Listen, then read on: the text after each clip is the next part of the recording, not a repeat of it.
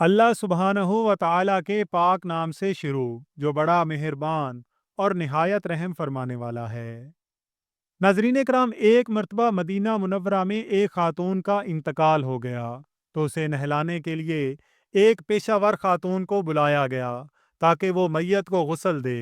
औरत ने आकर मैयत को गुस्ल देना शुरू कर दिया तो वहाँ मौजूद चंद औरतों से नहलाने वाली गसाला कहने लगी कि मरहूमा एक बदकार और गुनहगार औरत थी। अभी गसाला ने अपने अल्फाज मुकम्मल भी ना किए थे कि उसका हाथ मैयत के जिस्म से चिपक कर रह गया। चंद लम्हों तक तो वो अपने तौर पर हाथ छुड़ाने की कोशिश में मसरूफ रही, मगर जब सख्त जिद्दोजहद के बाद भी उसका हाथ मैयत से जुदा ना हुआ तो उसने चीखो पुकार शुरू कर दी। वहाँ पर जो लोग और सोगवार मौजूद थे वो ये दहशतनाक मंजर देखकर कांप उठे। उन्होंने आज तक ऐसा रूह फरसा मंजर न देखा था। उस गस्साला की हालत दीदनी थी। उसके चेहरे पर मौत की जर्दी छा चुकी थी और लगता था कि मरने वाली गुस्साला को भी अपने साथ ही लेकर जाएगी। बिलाखिर घर पर मौजूद चंद बुजुर्गों ने यह फैसला किया कि फौरी तौर पर किसी आलिम दीन से रुजू किया जाना चाहिए।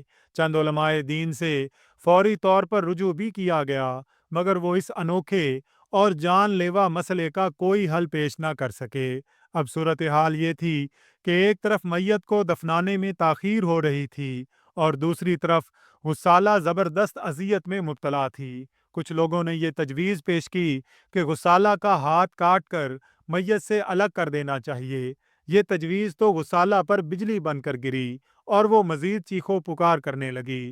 जब किसी तौर भी सूरत हाल पर काबू ना पाया जा सका तो सोगवारों में मौजूद अल्लाह के एक बंदे ने किसी खास बुजुर्ग का नाम लेकर कहा कि उनसे रुजू किया जाना चाहिए।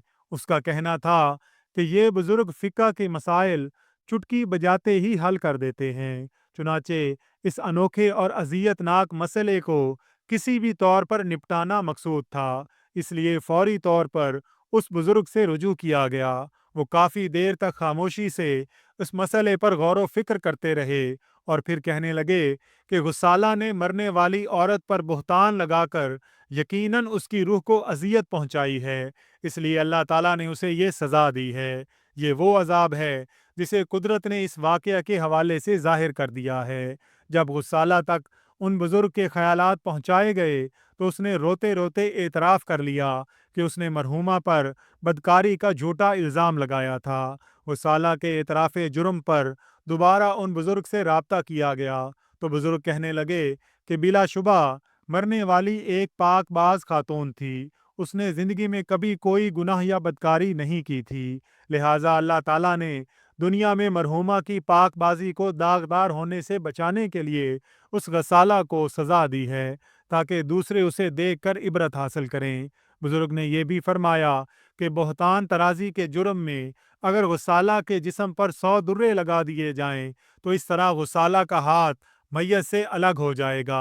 चुनाचे बुजुर्ग के हुक्म की तामील में जब गुस्साला को 100 दुर्रे लगा दिए गए तो गुस्साला का हाथ खुद ब खुद मैयत से अलग हो गया।